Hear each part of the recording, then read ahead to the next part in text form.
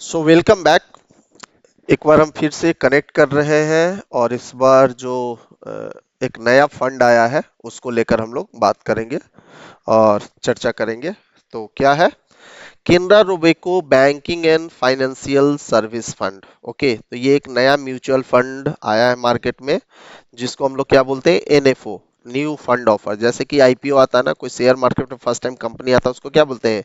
IPO, initial public offering. Like उसी तरह public के बदले यहाँ फंड हो जाता है, क्योंकि ये म्यूचुअल फंड है तो न्यू फंड ऑफर होता है। ठीक है, तो हम लोग क्या क्या डिस्कस करेंगे, हम लोग देखेंगे कि एनएफओ होता क्या है, एनएफओ में कैसे इन्वेस्ट करना चाहिए, और इन्वेस्ट करने के बाद एसआईपी कैसे करना चाहिए वो भी बात करेंगे, और ये कि किन को इन्वेस्ट करना चाहिए, और म्यूचुअल फंड थोड़ा सा उसके बारे में हम जानेंगे। और बेसिकली मेरा फोकस होगा कि इस फंड में इन्वेस्ट करना चाहिए या नहीं करना चाहिए, उस पे हम लोग बात करेंगे। जस्ट देखो, मैं एक राय दूंगा, ऐसा कुछ नहीं है कि मैं किसी को इन्वेस्ट करने के लिए प्रेरित कर रहा हूँ या मैं बोल रहा हूँ कि इन्वेस्ट जरूर करो। ऐसा कुछ नहीं है। आपको लगता है आइडिया सही है, बातें सही हो रही हैं, आप इन्वेस्ट करना, लगता है नहीं ऐसे ही फालतू का बात हो रहा है, छोड़ दो। ठीक है, क्योंकि जरूरी नहीं है कि सब लोग सब कुछ करें ना, तो छोड़ देना है। ओके। और एक चीज और, इन्वेस्टमेंट में हमेशा आप इन्वेस्ट करने से पहले अपने जानकार से, अपने फाइनेंशियल एडवाइजर जो भी आपके हों, जिनसे भी आप विचार विमर्श करते हो, उनसे राय जरूर लेना है। अपने पेरेंट्स, फैमिली को बताकर रखना है। ऐसे ही कहीं भी इन्वेस्ट नहीं कर देना है। ठीक है, क्योंकि बहुत सारा गड़बड़ चीजें भी फाइनेंशियल मार्केट में होता है, तो उससे बचना भी जरूरी है। चलो, तो एक एक करके हम लोग देखते हैं चीजों को, सो दैट वी अंडरस्टैंड कि क्या करना है क्या नहीं करना है। तो देखो, इंपॉर्टेंट डेट्स हम लोग देख लेते हैं कि ये फंड जो Canara Robeco banking and financial sector fund है, थोड़ा सा फंड के बारे में जान लेते हैं।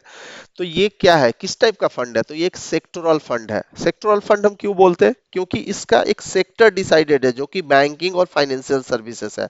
ये बैंक में इन्वेस्ट करेगा, इंश्योरेंस में कंपनी में इन्वेस्ट करेगा, एनबीएफसी कंपनी में इन्वेस्ट करेगा, या कोई भी एलआईसी हो गया, यूआईसी हो गया, न्यू इंडिया इंश्योरेंस हो गया, एसबीआई हो गया, पीएनबी हो गया, एक्सिस बैंक हो गया, आईसीआईसीआई बैंक हो गया, फिर आप इधर बंधन बैंक हो गया, फिर आप और भी सुने होंगे टाटा कैपिटल हो गया। ऐसे भी कंपनियां जो ना ही बैंक है ना ही इंश्योरेंस है, वो बीच में आकर लैंडिंग करती है।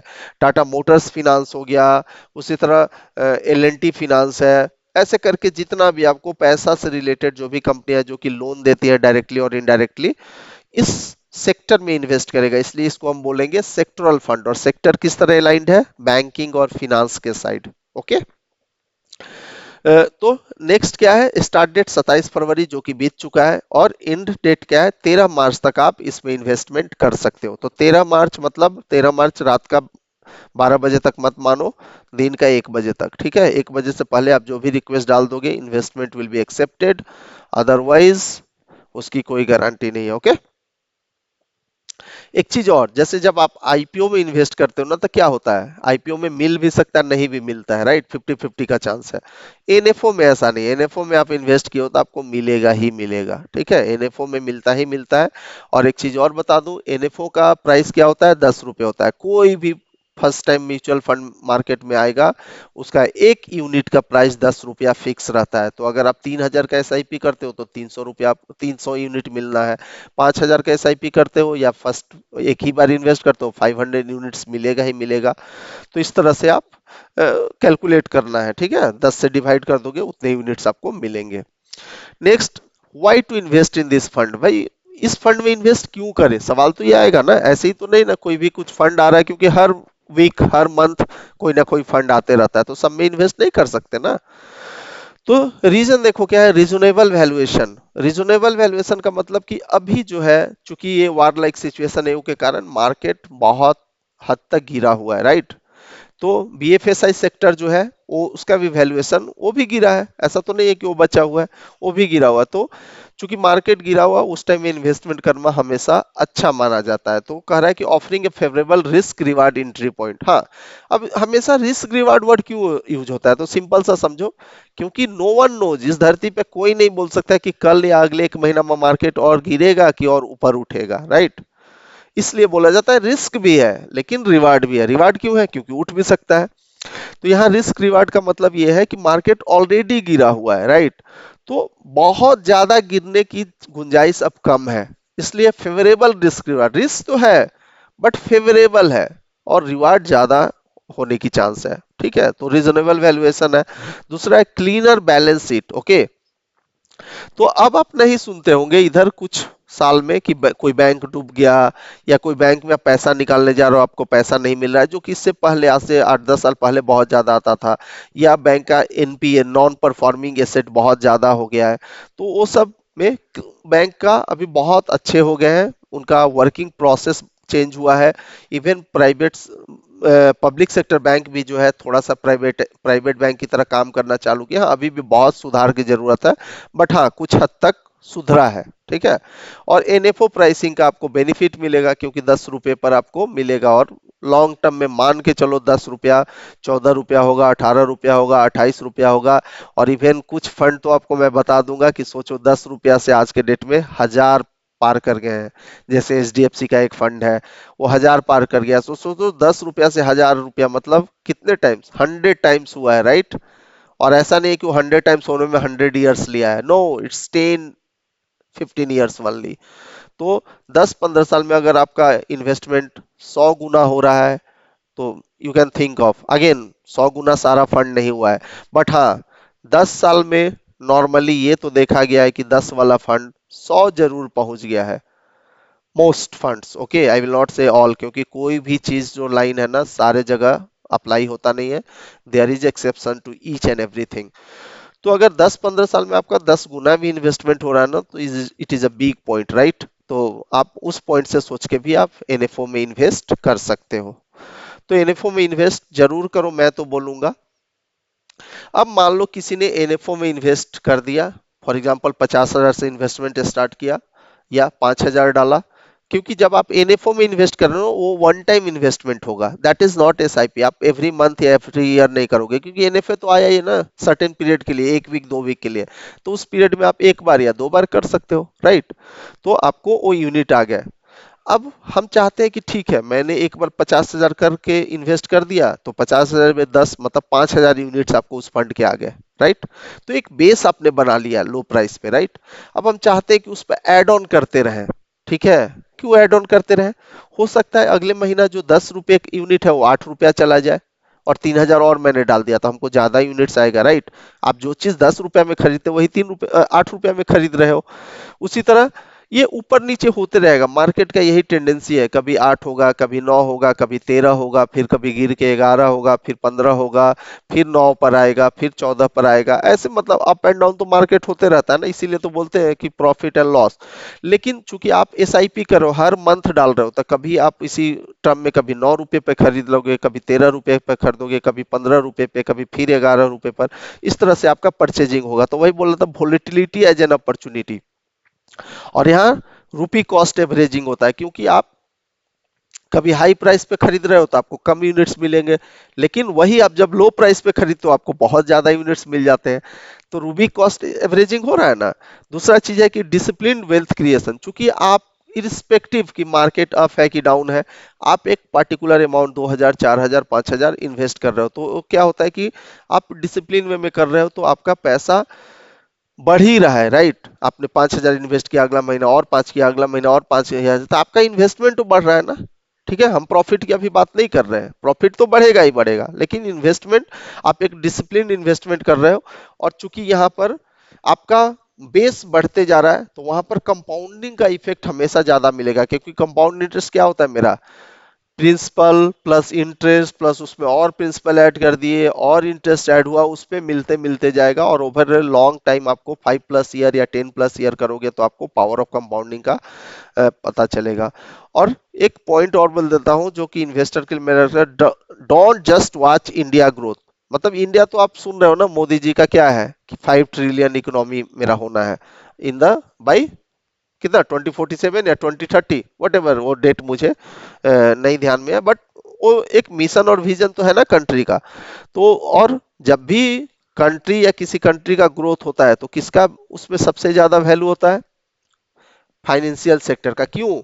क्योंकि आज के डेट में हाईवे बन रहा है, तो हाईवे क्या है, कोई भी एक बिल्डर या ठेकेदार ऐसा है क्या कि उसके पास इतना पैसा है कि पूरा हाईवे बना दे? वो कहीं ना कहीं कोई ना कोई बैंक से लोन लेता है, राइट?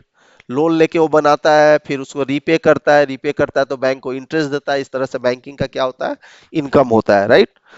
तो इस तरह से ये है कि जब इंडिया का ग्रोथ स्टोरी अभी हम सुन रहे हैं बार बार, तो वहां पर बैंकिंग और फिनांस का बहुत बड़ा रोल रहेगा। तो आप ये सोच के भी इन्वेस्टमेंट कर सकते हो। एक चीज मैं थोड़ा सा एक छोटा सा एग्जांपल रखा था ताकि आपको मैं समझाऊं कि ठीक है, वन टाइम इन्वेस्टमेंट करके तो मैंने कुछ ले लिया, वो तो मेरा पैसा बढ़ेगा ही बढ़ेगा, right? Over the long period, देखो शॉर्ट पीरियड का मैं बात नहीं करता हूं, सॉरी।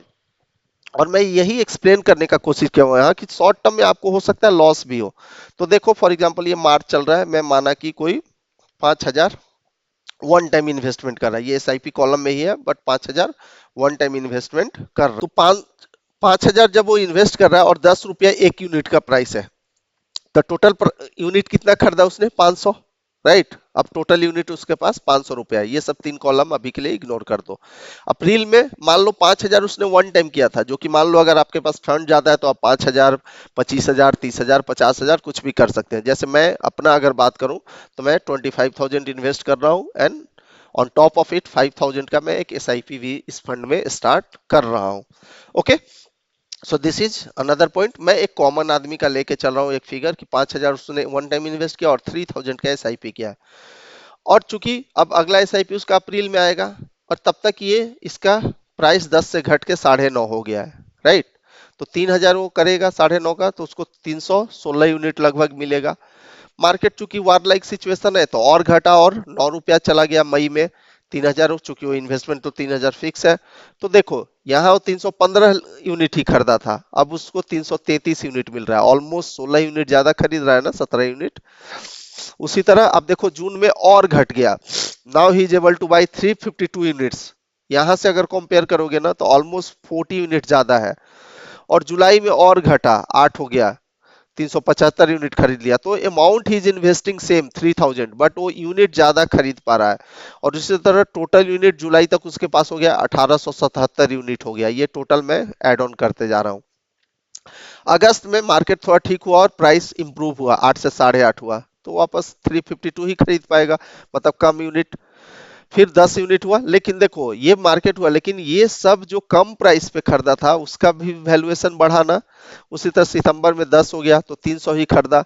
फिर ऐसे ऐसे करते हुए 11 हुआ, फिर मार्केट थोड़ा सा गिरा, 10 हुआ, फिर 11 हुआ, 13 हुआ, 14 हुआ, ऐसे करते करते, कहने का मतलब अगला फरवरी आते आते ही ये 14 हो गया है। ये एज्यूम्ड प्राइस है, ऐसा ही प्राइस वेरिएशन होगा इसकी कोई गारंटी नहीं है, जस्ट फॉर डिमोन्स्ट्रेशन पर्पस आपको समझाने के लिए लिया गया है। तो अब देख रहे होगे कि जब 14 चला गया तो वो बंदा 214 यूनिट ही खरीद पा रहा है, जो कि 314, मतलब 100 यूनिट का डिफरेंस हो गया है, राइट? तो इन अ वे तो लॉस हो रहा है कि कम चीज खरीद पा रहा है, बट ठीक है, वो लॉस उसको आप उस तरह से नहीं लो, आप इस तरह से लिखो कि उसका बेस बढ़ते जा रहा है। और मान लो आगे चल के फिर से मार्केट जैसे ही गिर जाएगा तो फिर से ज्यादा यूनिट खरीद लेगा। और अब मान लो ये सारा यूनिट जो कम पे भी खरीदा था, 9 रुपया खरीदा था, 8 रुपये खरीदा था, उसका भी तो प्राइस आज के डेट में 14 है ना? तो सोचो कितना उसका प्रॉफिटेबिलिटी होगा। अब इसी तरह देखा गया है कि वो टोटल क्वांटिटी ऐसे इन्वेस्ट किया है, तो टोटल इन्वेस्टमेंट उसका क्या हो जाएगा? तो ये टोटल इन्वेस्टमेंट इज बेसिकली 38,000। उसने अगर टोटल देखोगे तो 38,000 इन्वेस्ट किया। कैसे? 11 महीना में 3-3 हजार, 11 तिया 33,000 और 5,000, तो 38,000 हो गया। अब उसके पास टोटल यूनिट्स कितने हैं? तो टोटल यूनिट्स जो है 3820 यूनिट्स है, और अभी प्राइस कितना है? 14। तो अब किस प्राइस पे वो खरीदा था? नहीं, करेंट प्राइस 14 है, तो ये दोनों को जब आप मल्टीप्लाई करोगे तो it comes out to be 53,000। Okay, तो ओवरऑल ये दोनों को डिफरेंस करोगे तो कितना का प्रॉफिट हो रहा है? तो 15,000 का प्रॉफिट हो रहा है, राइट? 15,000 का प्रॉफिट कितने पे हो रहा है? ऑलमोस्ट 38,000 का इन्वेस्टमेंट हुआ, और उसमें भी 38,000 आपने इन्वेस्टमेंट वन टाइम नहीं किया, आप 3-3 हजार करके दिए हो। तो आप देखोगे तो लास्ट 3,000 एक ही महीना इन्वेस्ट रहा, उससे पहले वाला 3,000 जनवरी वाला 2 ही महीना इन्वेस्टमेंट रहा, ये 3,000 3 ही महीना इन्वेस्टमेंट रहा है। तो with just a small amount of SIP you are able to create a good profit। 15-16 हजार। और इसी को आप रेप्लिकेट करो 10 साल और 15 साल, तो आपको दिखेगा कि 15 साल बाद आपका इन्वेस्टमेंट 3 लाख है, बट आपका टोटल कॉर्पस 10 लाख हो रहा है। So your profit is 7 lakh और ये 3 लाख ही आपका इन्वेस्टमेंट है। तो ऐसा होता है, आप करके देखोगे तब समझ में आएगा। सो इस तरह से अगेन मैं बोल रहा हूं, मैं किसी को प्रेरित नहीं कर रहा हूं कि आप इन्वेस्टमेंट करो ही करो। जस्ट मेरा पर्पस ये है कि ज्यादा से ज्यादा लोगों को थोड़ा सेंसिटाइज करूं, चूंकि मैं कुछ जानता हूं तो मैं चाह रहा हूं कि लोग जाने, and they should also take benefit of the growing India. उसके बाद हम देखते हैं कि हाउ टू स्टार्ट इन्वेस्टमेंट। ये मैं अगेन एक इन्वेस्टमेंट कैसे आप स्टार्ट करोगे ये भी बता देता हूं। तो रजिस्टर आपको करना है। अगर आपका ऑलरेडी एग्जिस्टिंग कोई अकाउंट है तो आप वहां से कर लो, मैं ऐसा भी नहीं बोल रहा हूँ कि यही करना है। आप ऑलरेडी अगर कुछ चला रहे हो, ग्रो, फोन पे और बहुत सारा आजकल है ना, पेटीएम मनी, या कोई बैंक में ऑलरेडी आपका म्यूचुअल फंड अकाउंट है तो आप वहां से कर सकते हो। लेकिन अगर ऐसे लोग जिनके पास कोई है ही नहीं और वो जानते नहीं है कैसे करना है, तो वो लोग अब कंटिन्यू कर सकते हैं और 5 मिनट ये वीडियो लूंगा। बाकी लोग जिनको सिर्फ फंड के बारे में जानना था, they can live and enjoy their time. तो रजिस्टर करना है आपको, इसके लिए ये वाला यूआरएल कॉपी कर लेना है, http://p.nj ये। और आपको क्रोम में जाना है और क्रोम में जाके आप ये यूआरएल डालोगे। ठीक है, आप ये यूआरएल ऐसे डालोगे और इंटर करोगे। इंटर करते ही आपको ये वाला आएगा।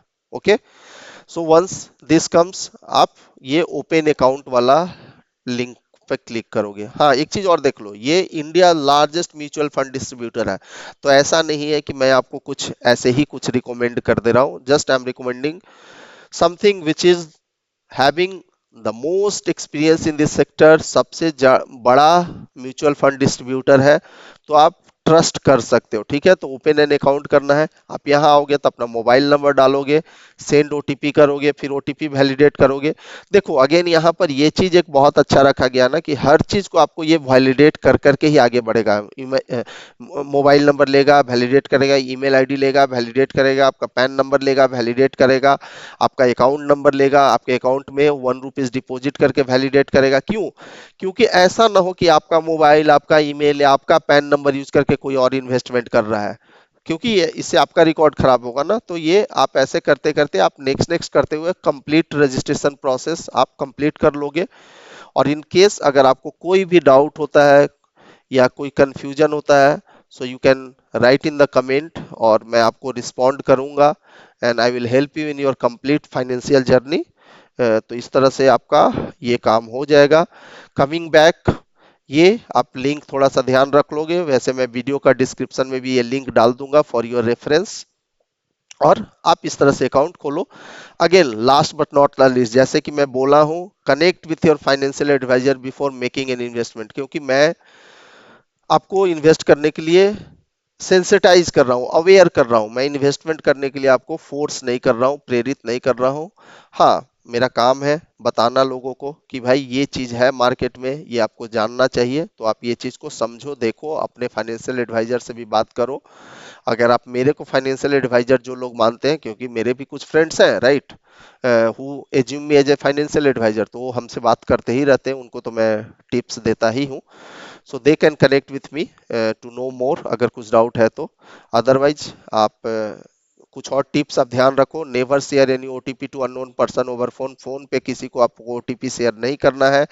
Before starting any investment double check the authenticity of the company. कभी कोई आपको स्कीम देता है ना कि ये स्कीम है, 2 साल में डबल हो जाएगा, 3 गुना हो जाएगा, तो वैसे स्कीम और कंपनी का आप केवाईसी जरूर कर लो। आपका केवाईसी कर रहा है ना बैंक, नो योर कस्टमर, आप नो योर कंपनी कीजिए, समझे? केवाईसी आप भी कीजिए, नो योर कंपनी, आप कंपनी के बारे में जानिए, तभी इन्वेस्टमेंट कीजिए। अगेन है, never hide anything from your parents and friends when you feel suspicious. दूसरा चीज क्या है ना, फ्रॉड मार्केट में सबसे ज्यादा फ्रॉड तभी होता है जब आप आइसोलेटेड रहते हो, आप डर जाते हो, आप किसी से कुछ शेयर नहीं करते हो। तो जब भी आपको ऐसा फील हो, आपको डर लगे, तो आप अपने फ्रेंड्स, फैमिली से शेयर कीजिए बातों को, आपको सॉल्यूशन मिलेगा। सो थैंक यू, हम लोग फिर मिलेंगे। तब तक अगेन रिक्वेस्ट करूंगा कि आप इस वीडियो को फॉर नॉलेज पर्पस शेयर कीजिए, सब्सक्राइब कीजिए, and let's meet again for some other topic. Thank you.